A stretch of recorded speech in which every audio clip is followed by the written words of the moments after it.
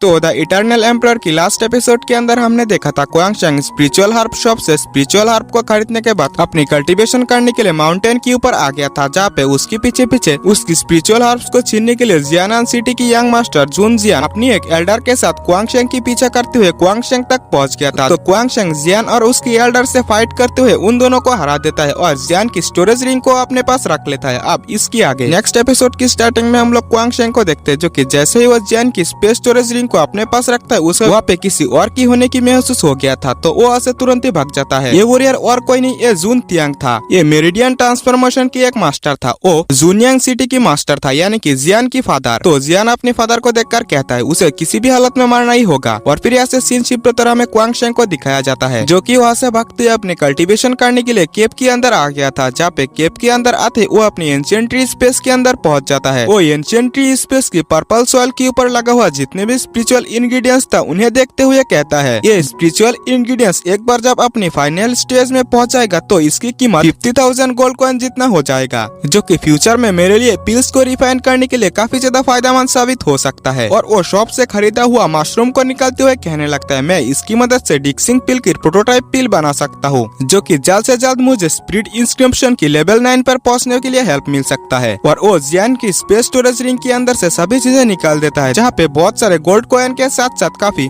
Rare spiritual ingredients भी मौजूद था। तो इनकी मदद से वो अपने लिए पिल को रिफाइन करने लगता है, जहाँ पे थोड़ी देर में वो 3 प्रोटोटाइप पिल को रिफाइन कर लेता है और उनकी मदद से अपनी कल्टीवेशन करने में लग जाता है। थोड़ी देर कल्टीवेशन करने के बाद उसे दिक्कत होने लगता है, क्योंकि 3 पिल्स को एक साथ रिफाइन करने में उसे प्रॉब्लम हो रहा था और वो अपने ब्रेक थ्रू प्रोसेस से नीचे भी गिर जाता है। तो वो फिर से हिम्मत लगाकर अपनी कल्टीवेशन करने लगता है, जहाँ पे थोड़ी देर में वो अपने ब्रेक थ्रू को कर लिया था। वो अब स्पिरिट इंस्क्रिप्शन की लेवल 9 पर पहुंच चुका था और वो कहता है जुआन कॉलेज में जल्दी आ रहा हूँ। और वो उस केप के अंदर से बाहर आ जाता है, जहाँ पे केप के अंदर से बाहर आते उसके सामने एक पर्सन आ जाता है जिसका नाम किंगली था और वो जून तियान की एक गार्ड था। किंगली अपनी टावर ट्रांसफॉर्मेशन की पावर को एक्टिवेट करते हुए क्वांगशेंग के ऊपर हमला करते हुए कहता है तुमने जो कुछ भी किया मास्टर के पास जाकर तुम्हें इसकी एक्सप्लेनेशन देना होगा। क्वांगशेंग भी उसके हमले को काफी आसानी से रोक लेता है। तो ये देखते ही किंगली अपनी किसी लोटस टेक्निक से क्वांगशेंग के ऊपर हमला करता है, पर क्वांगशेंग इस बार भी उसके हमले से बचते हुए अपने 900 सील की फर्स्ट सील से उस टेक्निक को वहीं पे खत्म कर देता है। तो ये देखते वो फिर से अपनी पावर से हमला करने लगता है। तो इस बार क्वांगशेंग अपने 900 सील की सेकंड सील थंडरफॉल का इस्तेमाल करते हुए उसके ऊपर हमला करता है। तो किंगली अपनी स्वॉर्ड की मदद से एक स्लैश अटैक बनाकर क्वांगशेंग की इस अटैक से बच जाता है। तो ये देखते किंगली क्वांगशेंग से कहता है तो ठीक है, अब मैं देखना चाहता हूँ कि तुम मेरी इस टेक्निक से कैसे बचते हो। और वो अपने लोटस स्वॉर्ड टेक्निक को एक्टिवेट कर लेता है और इसकी मदद से क्वांगशेंग के ऊपर हमला करता है। तो क्वांगशेंग भी अपनी 900 seal third seal thunder hammer को एक्टिवेट कर लेता है और उसकी मदद से उसकी अटैक को रोकने लगता है। तो ये देखकर किंगली अपनी टेक्निक की पावर को और भी ज्यादा बढ़ाने लगता है। तो क्वांगशेंग भी अपनी टेक्निक की पावर को बढ़ा देता है। इस वजह से किंगली की टेक्निक तो वहीं पे डिस्ट्रॉय हो ही गया था, उसके साथ साथ किंगली भी इससे सीरियसली इंजर्ड हो जाता है और वो ऐसे जाने लगता है। इसे ऐसे जाते हुए देखकर क्वांगशेंग भी कुछ नहीं कहता, क्योंकि किंगली अपनी स्टोरेज रिंग के साथ साथ अपनी स्वॉर्ड को भी वहाँ पे छोड़ के चला गया था। क्वांगशेंग उसकी स्टोरेज रिंग को चेक करते हुए कहता है इसके पास तो कई सारे रेयर स्पिरिचुअल इंग्रेडिएंट्स, पैसा और एक लोटस स्वॉर्ड टेक्निक की मैनुअल भी था। तो वो उसे अपने पास रखते हुए उस स्वॉर्ड को पकड़ते हुए कहता है अगर मैं इस स्वॉर्ड की मदद से लोटस स्वॉर्ड टेक्निक को प्रैक्टिस करूँ तो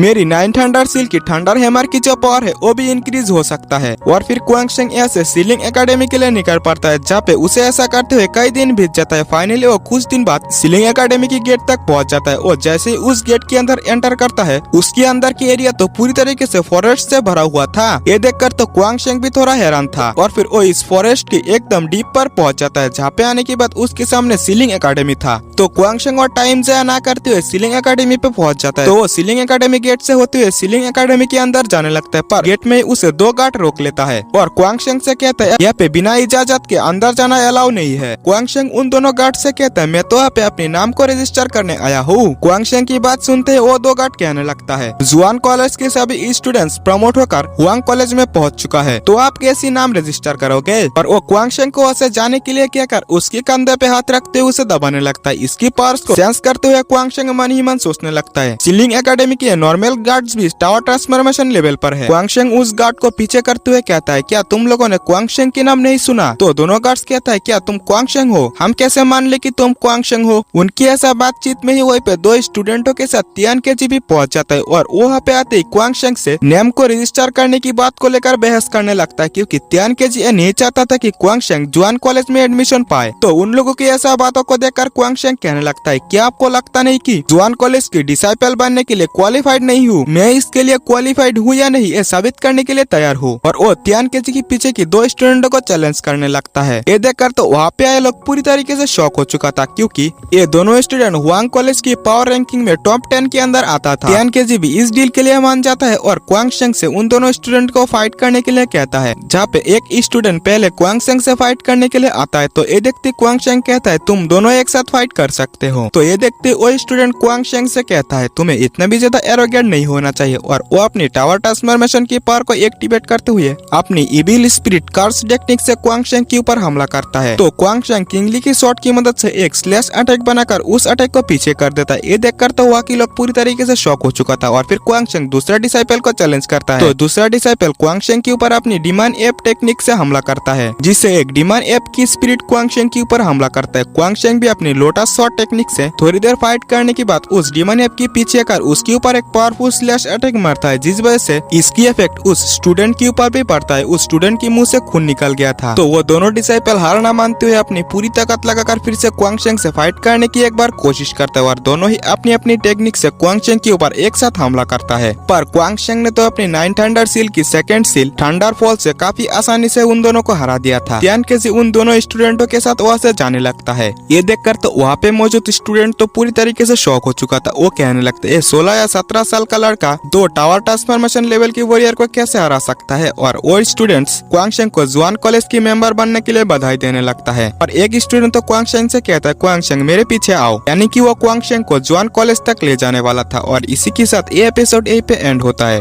लास्ट एपिसोड के अंदर हमने देखा था क्वांगशेंग सीलिंग एकेडमी में पहुंच गया था। वहाँ पे पहुंचने के बाद उसकी सामना तियान केजी से हो जाता है। तियान केजी ये नहीं चाहता था कि क्वांगशेंग सीलिंग एकेडमी की स्टूडेंट बन पाए, इस वजह से वो क्वांगशेंग से बहस करने लगता है। तो ये सुनते ही क्वांगशेंग भी अपने आप को साबित करने के लिए तियान केजी के साथ आए दोनों स्टूडेंटों को चैलेंज कर देता है। तो वो दोनों स्टूडेंट भी क्वांगशेंग की चैलेंज को एक्सेप्ट कर लिया था और फिर उन लोगों के अंदर फाइट भी स्टार्ट हो जाता है, जहाँ पे वो जो दो स्टूडेंट था वो टावर ट्रांसफॉर्मेशन लेवल पर था। क्वांगशेंग अपनी टेक्निक्स का इस्तेमाल करते उन दोनों स्टूडेंटों को काफी आसानी से हरा देता है। इस वजह से क्वांगशेंग की इज्जत सीलिंग एकेडमी में और भी ज्यादा बढ़ जाती है। और फिर एक सीनियर क्वांगशेंग को वहाँ से जुआन कॉलेज तक ले जाने लगता है। अब इसके आगे नेक्स्ट एपिसोड की स्टार्टिंग में हम लोग क्वांगशेंग और उसी सीनियर को देखते हैं, जहाँ पे वो सीनियर क्वांगशेंग से कहने लगता है, तुम अपनी टैलेंट्स के हिसाब से जुआन रैंकिंग तक आसानी से पहुंच सकते हो। जुआन रैंकिंग हमारी जुआन कॉलेज की स्टूडेंटों की पावर रैंकिंग होता है। जो भी इस जुआन रैंकिंग में घुस जाता है उसे डी कॉलेज तक जाने की मौका मिलता है। और फिर वो सीनियर क्वांगशेंग को उसके कमरे तक छोड़कर उसे उसकी बेस देकर वहाँ से चला जाता है। क्वांगशेंग भी अपने कमरे के अंदर आ जाता है। जहाँ पे आने के बाद वो देखता है कि ये जगह तो काफी ज्यादा ब्यूटीफुल था। और फिर उसे एक लड़की दिखाई देती है जिसका नाम किंग होती है। और फिर क्वांगशेंग उसके पास आकर उसके बारे में पूछता है कि तुम कौन हो? तो वो लड़की कहने लगती है, यानी कि किंग कहने लगती है, मैं किंग हूँ, तुम्हारी नौकरानी, और तुम्हें किसी चीज की जरूरत हो तो तुम मुझे बोल सकते हो। और वो क्वांगशेंग को ब्लैक क्रिस्टल ऑर्डर कार्ड को देते हुए कहती है, इसकी मदद से तुम जुआन कॉलेज की चीजों को एंजॉय कर सकते हो। जुआन कॉलेज के अंदर पैसे की जगह जुआन कॉइन यूज होता है, जो कि 10,000 गोल्ड कॉइन 100 जुआन कॉइन होता है। तो क्वांगशेंग अपने ब्लैक क्रिस्टल कार्ड की ओर देखते हुए कहता है, इतना सब करने के बाद ही मेरे पास सब 200 जुआन कॉइन है। तो किंग कहती है, क्वांगशेंग तुम चिंता मत करो, क्योंकि जुआन कॉलेज के अंदर स्टूडेंटों को हर महीने 100 जुआन कॉइन दिया जाता है। और फिर क्वांगशेंग को उसकी नहाने की जगह पर लेकर आता है और वो कहता है, इसके अंदर जो वाटर है लेक की सेंटर की वाटर है, यहाँ पे नहाने से तुम्हारी स्पिरिचुअल पावर भी कई हद तक इंक्रीज हो जाएगा। तो ये सुनते क्वांगशेंग ज्यादा टाइम जाया ना करते हुए अपने कपड़े को उतर कर तालाब के अंदर छलांग लगा देता है और उस तालाब की स्पिरिचुअल एनर्जी को एब्जॉर्ब करने में लग जाता है। ऐसे ही क्वांगशेंग कुछ टाइम तक की स्पिरिचुअल एनर्जी को एब्जॉर्ब करने के बाद वो इसके अंदर से बाहर भी आ जाता है। बाहर आते उसे एक जगह पे रोशनी दिखाई देने लगता है। इसके बारे में वो किंग से पूछता है। तो किंग कहते ये क्रिस्टल पगोड़ा है जिसके अंदर कल्टीवेशन किया जाता है। यहाँ पे कल्टीवेशन करने से तुम्हारी पावर नॉर्मल से कई गुना तेजी से इंक्रीज होगी। ये सुनकर क्वांगशेंग कहते हैं, अगर ऐसा है तो मुझे भी यहाँ पे जाना चाहिए। और फिर यहाँ से सीन शिफ्ट होकर हमें क्रिस्टल पगोड़ा को दिखाया जाता है, जहाँ पे कल्टीवेशन करने के लिए स्टूडेंट आ रहा था। क्वांगशेंग भी कल्टीवेशन करने के लिए क्रिस्टल पगोड़ा के अंदर आ जाता है। क्वांगशेंग सीधा ही क्रिस्टल पगोड़ा की सेकंड फ्लोर की ओर जाने लगता है। गार्ड उसे रोकते हुए कहता है सेकंड फ्लोर पर बिना इजाजत की कोई भी नहीं जा सकता। क्वांगशेंग अपनी टोकन को दिखा देता है। ये देखकर वो गार्ड तो पूरी तरीके से शॉक हो चुका था कि ये क्वांगशेंग है। और फिर क्वांगशेंग यहाँ से कल्टीवेशन करने के लिए सेकंड फ्लोर की एक रूम के अंदर आ गया था, जहाँ पे आने के बाद वो एक जगह पर अपनी क्रिस्टल कार्ड को लगा देता है। क्वांगशेंग को यहाँ पे कल्टीवेशन करने के लिए 20 जुआन कॉइन देना पड़ता है और ऐसे ही हर बार कल्टीवेशन करने के लिए उसे 20 जुआन कॉइन देना पड़ेगा। और फिर क्वांगशेंग की कमरे की बाहर 2 डिसाइपल आने लगता है, जो कि क्यूएन और शी तियान था। शी तियान क्यूएन से कहने लगता है आज तुम अपनी कल्टीवेशन करने के लिए क्यों नहीं गए? तुम्हारी कमरे के अंदर कौन कल्टीवेशन करने के लिए आ गया है? वो दोनों भी समझ चुका था कि इसके अंदर जो कल्टीवेशन कर रहा है वो क्वांगशेंग है। और वो दोनों क्वांगशेंग के बारे में बात करने लगता है कि उसने जुआन कॉलेज के अंदर एडमिशन लेते ही काफी ज्यादा फेमस हो गया। क्यूएन की कमरे के अंदर क्वांगशेंग की कल्टीवेशन करने की वजह से वो क्वांगशेंग के ऊपर काफी ज्यादा गुस्सा भी हो रहा था। वो दोनों क्वांगशेंग की बाहर आने के लिए इंतजार करने लगता है और फिर कुछ देर बाद क्वांगशेंग की कल्टीवेशन भी कंप्लीट हो जाता है और वो अपनी रूम से बाहर आने लगता है। पर क्यूएन और शी तियान उसकी रास्ते को रोक लेता है। क्वांगशेंग पूछता है आखिरकार तुम लोग चाहते क्या हो? क्यूएन कहता है तुम मेरी रूम के अंदर कल्टीवेशन कर रहे हो, तुम्हें क्या लगता है कि हम तुमसे क्या चाहते हैं? ये सुनते ही क्वांगशेंग कहता है क्या जुआन कॉलेज के अंदर ऐसा रूल है जो भी जिस रूम के अंदर कल्टीवेशन करता है वो उसका है? ऐसा तो कोई भी रूल नहीं है। तो ये सुनते ही क्यूएन को भी गुस्सा आ जाता है और वो अपनी पावर्स को एक्टिवेट करते हुए फाइट करने के लिए भी रेडी हो गया था। और तो एक पंच क्वांगशेंग के ऊपर कर देता है, पर क्वांगशेंग अपने स्वॉर्ड की मदद से उसे जैसे तैसे तो रोक लिया था। इसकी पावर्स को देखते हुए क्वांगशेंग कहने लगता है ये तो जुआंग रैंकिंग की सबसे नीचे है, पर इसकी पावर टावर ट्रांसफॉर्मेशन के लेवल 4 पर है, तो टॉप पर जो है उसकी पावर कितना होगा? क्वांगशेंग भी क्यूएन से फाइट करने के लिए रेडी हो जाता है। क्यूएन अपनी नाइफ से क्वांगशेंग के ऊपर हमला करता है। क्वांगशेंग इस हमले को जैसे तैसे रोकने लगता है। ये देखकर क्यूएन अपनी फ्लेम जेट स्पीयर से क्वांगशेंग के ऊपर हमला करता है। क्वांगशेंग इस अटैक को भी रोक लेता है और फिर क्वांगशेंग अपने लोटस शॉट टेक्निक से उसके साथ फाइट करने की कोशिश करता है, पर इस बार भी क्यूएन उसके ऊपर भारी पड़ते जा रहा था। और फिर वो दोनों अपनी बिना किसी वेपन के मार्शल आर्ट्स का इस्तेमाल करते हुए एक दूसरे से फिर से फाइट करने लगता है। इस बार क्वांगशेंग उसे बराबरी की टक्कर दे रहा था। ये देखकर शी तियान कहता है ये लड़का क्यूएन जो कि तियान रैंकिंग की लिस्ट में आता है उसके साथ तो बराबरी की टक्कर दे रहा है, जो कि टावर ट्रांसफॉर्मेशन लेवल पर भी नहीं है। क्वांगशेंग की पावर्स को देखते हुए क्यूएन कहने लगता है इसके सामने तो फ्लेम जेट स्पीयर कुछ भी नहीं है, इस वजह से मुझे और भी बड़ा कदम उठाना चाहिए। और वो अपनी किसी पावरफुल टेक्निक को यूज करने लगता है। इसे देखते तो शी तियान भी शॉक होकर कहने लगता है क्या ये इस कदम तक जा सकता है इसे हराने के लिए? इस टेक्निक की एनर्जी को महसूस करते क्वांगशेंग भी सोचता है शायद से इसके सामने मेरी थंडर हैमर भी कमजोर पड़ जाए, इसलिए मुझे और भी पावरफुल टेक्निक्स की जरूरत है। वो पहले तो अपनी गोल्डन मेरिडियन आर्ट को एक्टिवेट करता है, इसके बाद वो अपनी 9 थंडर सील की 4th सील थंडर हैंड को एक्टिवेट करने लगता है। इस टेक्निक की पावर इतनी ज्यादा होती है कि इसकी स्पिरिचुअल एनर्जी की वजह से क्यूएन की जो टेक्निक था वो भी इसके आगे कमजोर दिखने लगता है। और फिर क्वांगशेंग की ये टेक्निक पूरी तरीके से कंप्लीट हो जाता है। इसकी पावर्स को देखते हुए फिर से क्यूएन कहता है ये इतनी पावरफुल टेक्निक का कैसे यूज कर सकता है चाहे कोई भी हो?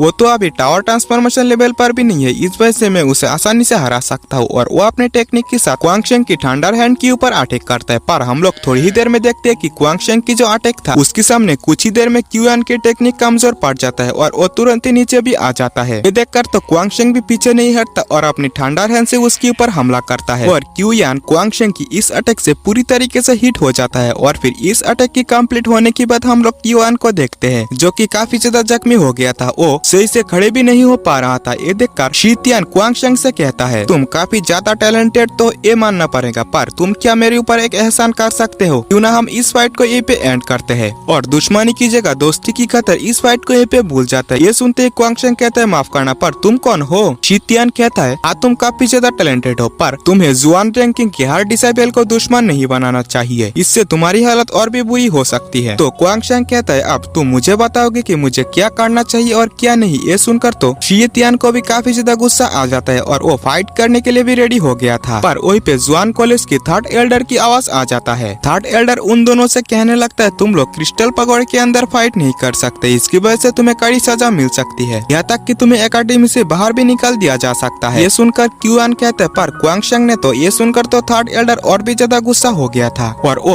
उन दोनों को क्रिस्टल पगोड़ा के अंदर आने से हाफ ईयर तक बैन भी कर देता है। तो वो दोनों कहते हैं क्या इसके लिए क्वांगशेंग को सजा नहीं मिलेगी? तो 3rd एल्डर फिर से कहता है नहीं, क्योंकि तुम दोनों ने ही यहाँ पे पहले लड़ाई शुरू किया था, तुम्हारी वजह से ही ये सब कुछ हुआ और क्वांगशेंग तो निर्दोष है, उसे भी मजबूरन तुम्हारे साथ फाइट करना पड़ा। क्वांगशेंग भी 3rd एल्डर की इस मदद के लिए उन्हें ग्रेट करता है और फिर ऐसे सीन शिफ्ट तरह में थर्ड एल्डर और किंग ईयर को दिखाया जाता है। थर्ड एल्डर किंग ईयर से कहता है, किंग ईयर मुझे तो ऐसा लग रहा है कि क्वांग शेंग के ऊपर आप कुछ ज्यादा ही सीरियस है। तो मिस किंग ईयर इतना ही कहती है, रत्ना चाहे कोई भी हो, उसे जितना ज्यादा चमकाया जाता है वो उतना ज्यादा ही चमकती है। थर्ड एल्डर कहता है, होली सेरेमनी भी काफी ज्यादा करीब आ चुका है। मैं तो इस बात को जानने में उत्सुक हूँ कि वो जिस बाउंड्री टावर को कंडेंस करता है वो किस तरह की क्वालिटी को हासिल कर सकता है। और इसी के साथ ये एपिसोड यहीं पे एंड होता है। अगर आप लोग इसके नेक्स्ट पार्ट के लिए एक्साइटेड हो तो चैनल को सब्सक्राइब और वीडियो को एक लाइक जरूर से कर देना और कमेंट में नेक्स्ट पार्ट जरूर से लिखना। मिलते हैं नेक्स्ट वीडियो में, बाय बाय।